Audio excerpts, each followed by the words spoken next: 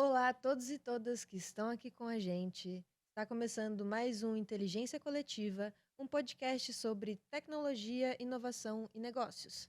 Esse podcast é oferecido pela Aquarela Analytics, uma empresa com mais de 10 anos na área de inteligência artificial e analytics para grandes empresas e indústrias. Eu sou a Michelle e hoje a gente vai falar um pouquinho sobre desenvolvimento de pessoas na área de tecnologia. E para falar sobre esse tema, eu trouxe duas pessoas que estão 100% envolvidas no assunto, no dia a dia e no que eles fazem aqui na Aquarela. Então, eu queria que vocês se apresentassem, por favor. Hoje a gente tem uma dupla de Danis aqui com a gente, mas sejam bem-vindos e, por favor, falem um pouquinho sobre vocês. Dani? Beleza. Obrigada. Então, olá a todos. Meu nome é Daniela Zanesco, eu sou Head de People aqui na Aquarela. Estou à frente, né, dessa área de People, onde que nós trabalhamos com alguns processos como contratação, endomarketing, desenvolvimento e treinamento, entre outros. Muito obrigada, Dani. Seja bem-vinda Obrigada. e vamos construir aqui o nosso assunto de hoje. Legal, obrigado pelo convite de novo. Eu sou o Daniel Costa, sou CTO aqui na Aquarela. Eu atuo com desenvolvimento, vai fazer 28 anos esse ano, e durante a minha trajetória eu pude tentar conquistar alguns conhecimentos que nos trouxeram aqui para montar, né, o time da Aquarela e aí ver como é que a gente pode contribuir para a evolução das carreiras em tecnologia. Beleza. Eu acho que antes da gente até começar a falar sobre o desenvolvimento das pessoas em si, é bom a gente sempre lembrar essa questão de que a área de tecnologia é uma área extremamente volátil, né? Eu acho que no último episódio que a gente fez com cada um de vocês, a gente falou um pouquinho sobre isso, sobre como as tecnologias se atualizam com uma frequência muito rápida e acaba ficando um pouco confuso para as pessoas que atuam na área entender, né? Ah, eu preciso aprender uma tecnologia nova, eu preciso aprender sobre todas as tecnologias, eu preciso ser especialista em uma, eu preciso saber um pouco de todas. Então, eu queria saber um pouquinho assim, de cada um de vocês, como vocês enxergam essa questão de necessidade de atualização das pessoas e como que a gente consegue também enxergar uma carreira, né? Como que a gente, no começo do processo ou na metade do processo, na metade de uma experiência, como que a gente consegue enxergar a evolução de uma carreira na área de tecnologia? Legal. É uma pergunta bem complexa e ela vai mudando a resposta ao longo das fases que a gente vai passando, né? Então, essa pergunta 10 anos atrás, ela tinha uma resposta diferente do que tem agora, mas eu acredito muito que o profissional que quer entrar nessa área, ele com certeza vai ter várias portas de entradas diferentes. A pessoa pode entrar na área com desenvolvimento, com qualidade, com teste, com suporte, com produto, com design. Então, a gente consegue ter várias portas de entrada, mas para construir essa carreira a longo prazo, essa pessoa vai ter que dar uma passeada por um pouquinho por todos os temas, talvez entender um pouco o que cada área, cada sub-área, vamos dizer assim, faz, para que ela consiga entender como que ela pode contribuir. Na minha visão, o profissional diferenciado, ele é especialista em uma ou duas ou três coisas e um grande generalista em outras áreas que estão ali circulando esse meio. Uhum. Então, acho que não é uma resposta única, né? Mas o caminho que eu escolheria se eu fosse começar hoje seria tentar entender um pouco de todas essas áreas que eu citei e ver como que eu poderia contribuir um pouco com cada um desses processos, como é que eu poderia gerar valor, mesmo sendo iniciante, mesmo estando aprendendo. Uhum. E, ao observar isso, começar a realmente me especializar nas áreas que eu tivesse mais afinidade, onde eu visse que eu pudesse contribuir melhor. E uma outra alternativa também é a pessoa ver onde é que tem um gap de mercado. Algumas áreas acabam tendo gaps, né? Sempre, vez ou outra, é um pouco sazonal. Mas também dá para ter essa visão de vou procurar uma área onde está tendo demanda e eu vou me enquadrar nessa área. Eu começaria por ali. Que é mais ou menos o que a gente vê hoje na área de dados, né? A carência de profissionais que entendem de fato de dados, cientistas de dados, engenheiros de dados, né? Inclusive, são profissões que são, entre aspas, novas, né? O engenheiro de dados, há, sei lá, 8 anos atrás, você não conhecia essa profissão. Uhum. Se misturava muito com o próprio desenvolvedor back-end. se misturava um pouco com DBA. o DBA, né, o administrador de banco de dados, se misturava com o matemático, que ia chegar e fazer análise dos dados de fato. Então, assim, né, hoje a gente tem um analista de dados, a gente tem um cientista de dados, a gente tem um engenheiro de dados. Então, a gente consegue separar bem os temas foram crescendo a ponto de a gente conseguir especializar. Da mesma forma que num passado, sei lá, 15 anos atrás, não tinha back-end e front-end, você tinha desenvolvedor. Uhum. E hoje você consegue especializar, né, em várias frentes. Mas vão surgir novas, agora com essa IA generativa, essa nova onda, né? Vão surgir novas profissões ainda que a gente ainda não conhece, que vão aparecer, que vão ser mais e mais especializadas ainda. Então, o que eu vejo para a pessoa ter uma possibilidade maior de sucesso é ela conseguir entender um pouco esse horizonte, e aí ela vai saber melhor para onde ela quer mirar. E não tem problema nenhum a pessoa caminhar por um tempo numa área. Por exemplo, eu comecei com desenvolvimento, de repente eu descobri que eu não sou tão bom, tão produtivo como desenvolvedor, então eu vou migrar para a área de produto, eu vou migrar para a área de projetos. E é perfeitamente normal. Eu conheço grandes analistas de qualidade que eram desenvolvedores. Eu conheço grandes POs, gerentes de projeto, que eram analistas de QA. Uhum. E porque as pessoas foram entrando e foram procurando a sua vertente ali e conseguindo se encontrar. Eu acho que é mais ter o coração aberto e a mente aberta para explorar. E assim, né, Dani, no início as pessoas ficam até perdidas, porque o stack tecnológico é muito grande. Tem muita tecnologia, tem muita coisa para aprender, né? Então, nesse teste também é bom ter essa paciência consigo mesmo, né?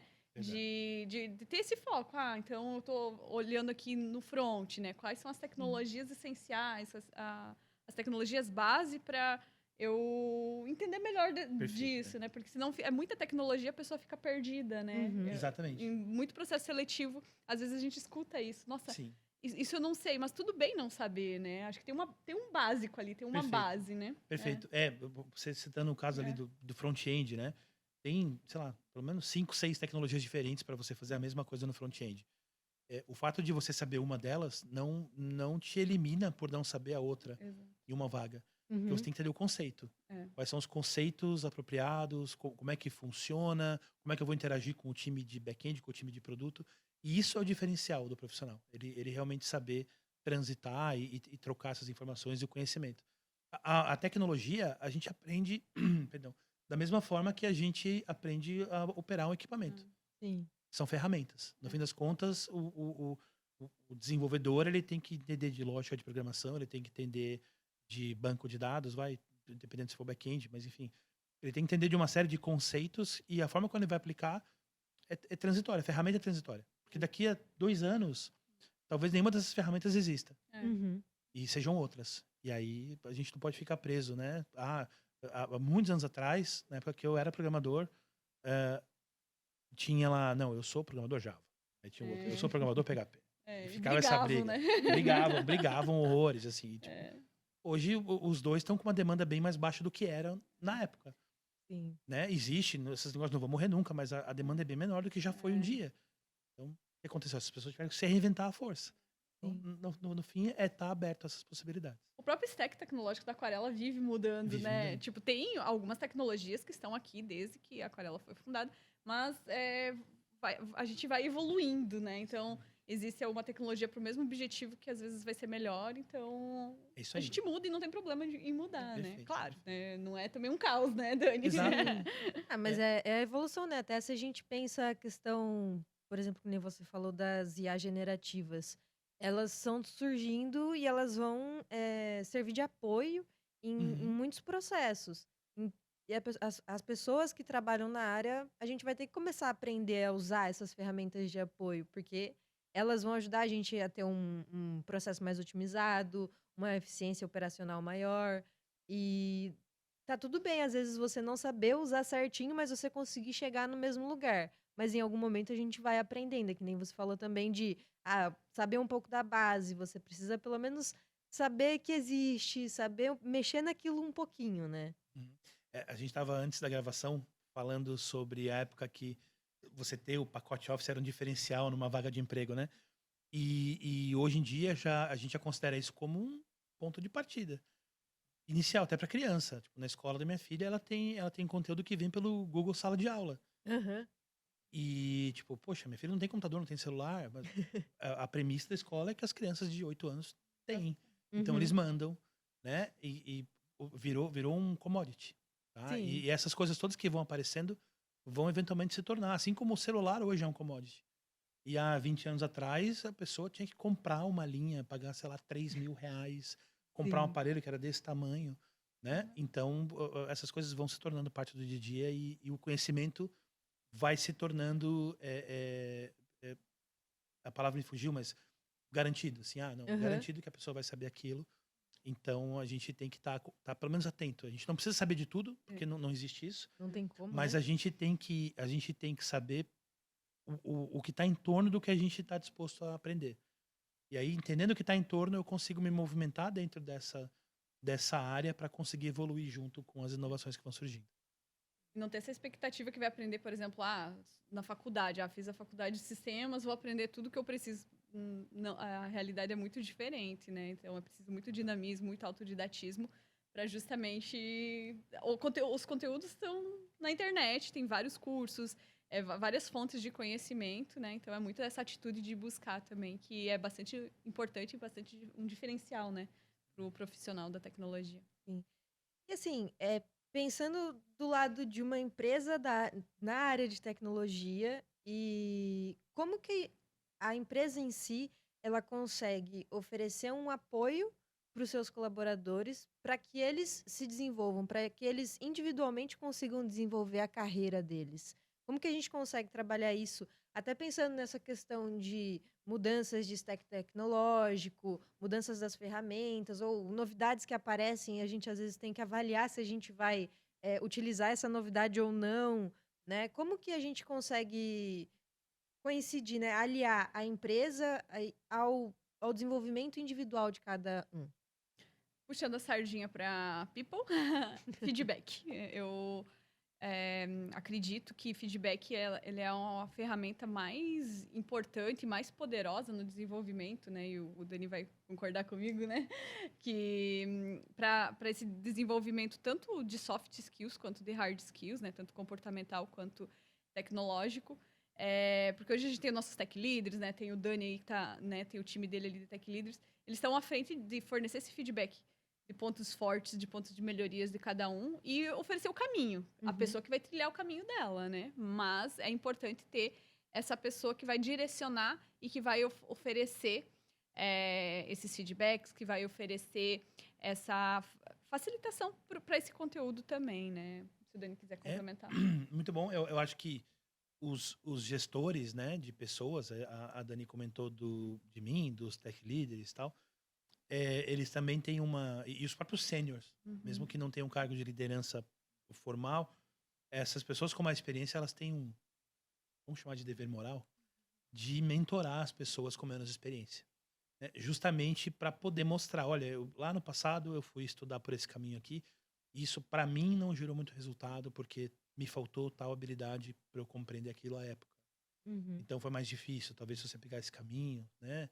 Então acho que compartilhar o como as pessoas vão adquirir esse conhecimento é muito importante, tá? Porque a Dani falou uma outra coisa que me chamou de atenção, que o conhecimento tá aí. A gente literalmente consegue aprender qualquer coisa na internet. Sim. Mas a pergunta é, o que eu vou estudar? Para Uhum. onde eu vou? Então aí que os cursos entram, as faculdades entram para fazer essa curadoria do conteúdo pra gente. Alguém já parou e pensou uma trilha, né? E aí isso faz o gancho com o que a gente está falando das empresas. Nós temos, obviamente, os objetivos da companhia para atingir, e aí a gente utiliza lá, por uma série de decisões técnicas e estratégicas, usar a tecnologia A, B e C para resolver as coisas, mas a gente tem pessoas ali. No fim das contas, é tudo sobre pessoas. Então a gente visa pegar essas pessoas, tentar entender, com base na experiência que a gente adquiriu, tentar entender para onde essas pessoas têm mais aptidão e tentar orientá-las para fazer. E aí entra o papel do líder técnico, da liderança técnica, depende do cargo, fazer essa mentoria, esse acompanhamento com a pessoa e falar, olha, nos próximos 6 meses, onde é que você gostaria de chegar? E a pessoa vai trazer onde ela gostaria de chegar. E a gente, baseado no que a empresa precisa, no que a gente vê, pela experiência que essa pessoa tem aptidão, a gente tenta juntar os dois objetivos e extrair o melhor dessa pessoa para que ela possa evoluir. Uhum. Tem um dizer, enfim, que eu vi na internet há muitos anos, eu guardei para a vida. Alguém fala assim, poxa, mas e se eu treinar meus funcionários, de repente eles saírem da empresa? Aí o homem mais sábio falou pro outro, e se você não treinar e eles ficarem? Hum. Sim. Então, é essa que é a jogada. A gente tem que evoluir as pessoas porque o negócio evolui. Essas pessoas com novas visões sobre os problemas vão trazer inovação, vão trazer um ar renovado. Acho que é fundamental a gente aliar isso, né? A mentoria com o plano de desenvolvimento, pensando na pessoa e, obviamente, é aquele altruísmo egoísta, né? Eu estou pensando, evoluindo as pessoas para Uhum. que todo mundo possa beneficiar, principalmente a empresa. Uhum. Um Então, é o ganha-ganha, né? ganha-ganha. Eu acho que também até a gente pode olhar. É uma via de mão dupla mesmo, né? Eu acho que nem você mencionou das pessoas que são um pouco mais sêniores, às vezes elas também têm o papel de mentor e mentora. Eu acho que além disso, a gente tem de quem ainda não tem tanta experiência assim, tem o lado de você conseguir observar também, né? Eu acho que nem sempre você precisa de uma pergunta formal, nem sempre você precisa de um curso formal, né? Eu acho que às vezes você conseguir desacelerar um pouco, porque com esse volume de curso que a gente tem, volume de informação que a gente tem, e realmente fica confuso, né? Porque às vezes é uma palavrinha que muda, que pode fazer total diferença. Por exemplo, um cientista de dados e um engenheiro de dados e um analista de dados, e quem não é da área, quem está querendo entrar, às vezes olha aquilo e não consegue entender qual que é a diferença entre Uhum. cada coisa, né? Ou quem já está atuando na área, mas ainda está com dúvida se está exatamente no caminho certo. Às vezes você não precisa nem dessa questão super formal do curso, de uma pergunta feita para alguém. Às vezes é muito observar também, né? Eu acho que parte também de quem tá interessado, né?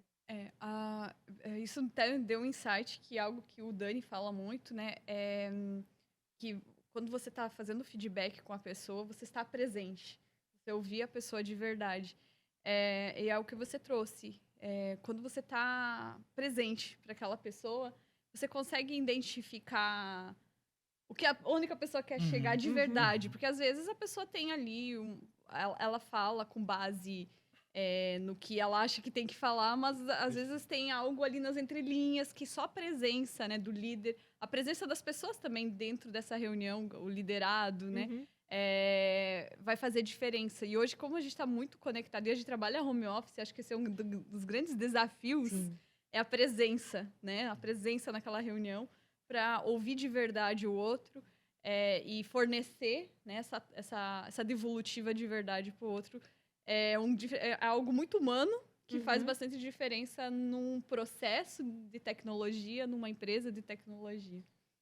Esse é um desafio bem grande do trabalho remoto, porque, sei lá, na época que a gente trabalhava presencial, tinha alguém batendo a cabeça numa consulta, vai, vou usar um exemplo qualquer. Era bem comum, chega assim, Dani, vem aqui, senta aqui do meu lado. Cara, o que eu não tô vendo aqui? Aí alguém senta lá do lado e em 30 segundos descobre o que tá acontecendo. E hoje a pessoa, às vezes, ela tá no computador dela, sozinha, ela vai tentar insistir, ela vai perder, às vezes, 30 minutos para resolver um problema, às vezes mais, Uhum. porque tá com receio de incomodar o colega, de incomodar o líder, de tá com vergonha. E às vezes, quando você tá junto de alguém, você só cutuca a pessoa, vem cá, me ajuda, Uhum. sabe? E isso é o que a gente trabalha para contornar. Quando a gente fala de PDI, de evolução, de mentoria, porque realmente faz falta um pouco essa interação. Tem 500 outras mil vantagens, mas essa interação a gente tem que contornar com essa atuação presente, com mentoria, com feedback, para a pessoa perder a vergonha de levantar a mão, pedir ajuda rápido, para a pessoa entender que ela não está incomodando ninguém, Uhum. né? Que é o nosso trabalho, fazer o trabalho dela dar certo, como Uhum. líderes. Então, tem muito disso, quebrar um paradigma ainda. Eu acho que isso vem com o tempo, porque a gente está aos pouquinhos, todo mundo que propaga essa cultura remota, eu tô falando, né? Mas eu acho que a gente vai aos pouquinhos botando com essas pessoas que a dinâmica tem que mudar e que não é incômodo que ela não está sendo incompetente, que ela não vai ser julgada por isso, mas vai demorar um pouquinho de tempo até a gente voltar a ter essa interação remotamente Uhum. mais natural, né? Uhum. Parece que a gente começou a conversar agora, mas a gente já está caminhando para o fim da nossa conversa. Mas eu queria só um pouquinho mais da avaliação de vocês. Que nem vocês dois estavam falando da questão ganha-ganha, né? Quando um se desenvolve, o outro também se desenvolve. Então, se o colaborador se desenvolve, a empresa também se desenvolve. E na Aquarela a gente trabalha com o programa da Journey para estimular esse desenvolvimento profissional Uhum. de todos os nossos aquarelados. E aí eu queria que vocês falassem um pouquinho, principalmente você, Dani, Uhum. que faz parte do desenvolvimento do programa, Uhum. né? Dani, mas tudo bem. Mas um pouquinho mais sobre esse programa que a gente tem, que estimula o desenvolvimento e principalmente na área de tecnologia, que a gente sabe que tem todo esse trabalho com o stack tecnológico. Então, só para a gente fechar aqui Uhum. nossa conversa, eu queria um pouquinho disso também. A Journey ela é um programa que sempre está em processo de melhoria, né? A gente fala que ele está pronto, mas também não está pronto, e a gente sempre está lapidando para ser cada vez uma experiência melhor, tanto para o líder, quanto para o liderado, quanto para a empresa, né? Ela tem esse pilar que ela tem a estratégia da empresa, né? Que nem o Dani falou, né? Quando você está desenhando ali o plano de desenvolvimento da pessoa, tem a estratégia da empresa, mas também tem a estratégia da pessoa, da carreira dela, né? Então a gente escuta o que aquela pessoa quer para a carreira dela, o que ela quer se desenvolver, e a gente procura esses aspectos similares da estratégia da empresa e a gente desenha esse plano individual. O dono do PDI é a pessoa, é o Aquarelade. Cada um é dono do seu PDI. O líder ele vai ser um facilitador e vai ser a pessoa que vai fornecer feedback de como aquela pessoa está indo, está ajustando ali o rumo da pessoa, né? Uhum. Olha, aqui você pode melhorar aqui você está indo no caminho certo, né? É, dentro desse programa Journey tem o processo de feedback, né? A gente fala que no mínimo uma vez por mês. Aí existem casos onde que a gente precisa estar acompanhando um pouquinho mais de perto, onde que tem um acompanhamento a mais do que no mês, mas no mínimo uma vez por mês a pessoa tem que ter uma devolutiva de como está o andamento dela. Ela tem essas horas disponíveis para estudar aqueles objetivos dentro do PDI. E sempre tem que ter soft skills. Então, tem que ter a tecnologia, a hard skill, mas tem que ter pelo menos uma soft skill como meta para desenvolvimento, né? A gente também trabalha com poucas metas, né? A gente fala do menos é mais, então 3, no máximo 4 metas e pelo menos um soft skill, porque todos nós temos pontos fortes e pontos a melhoria, né? Nós, né, da gestão, a gente tem os nossos PDIs também, a gente, na verdade, é só soft skill. Com certeza. Mas tem essas horas de estudo, tem esse acompanhamento de feedback, né? E a gente, depois de um tempo, a gente faz uma avaliação onde que a gente tem essa devolutiva para a pessoa, né? Do quanto ela evoluiu, do que ainda ela precisa evoluir. E dentro também desse processo existe a possibilidade de promoções, né? Não garante, mas existe da abertura da possibilidade disso também. Quando surge uma vaga, a gente sabe que aquela pessoa está pronta para isso. Dentro disso, a gente tem um mapeamento das competências, né? Então, a gente consegue ter um mapa de calor dos nossos pontos fortes e os nossos gaps, tanto de tecnologia quanto de soft skill. Então, a gente consegue identificar aonde que nós precisamos atuar com mais força. O que mais, Dani? Não, eu acho que essa questão do soft skill que você está falando, para complementar, eu pessoalmente acredito, mas é um consenso nosso aqui, né? Que a senioridade ela vem com a evolução pessoal, não é só a evolução técnica. Exatamente. Então, por isso que a gente insiste tanto em trabalhar os soft skills com as pessoas e mostrar para elas que elas têm um conjunto de competências, de habilidades, né? Soft skills, enfim, para trabalhar junto com o seu conhecimento técnico.